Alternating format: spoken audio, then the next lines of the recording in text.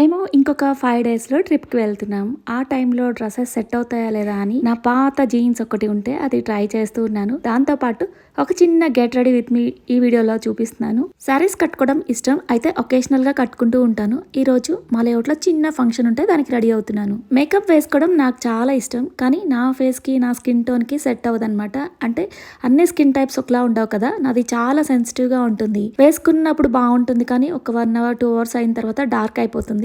అందుకని కొంచెం అవాయిడ్ చేస్తూ ఉంటాను. నాకెందుకో లిప్స్టిక్ వేస్తే చాలు ఫేస్ అంతా గ్లోయిగా కనిపిస్తుంది. అందుకే ఎక్కువగా లిప్స్టిక్ని యూస్ చేస్తూ ఉంటాను.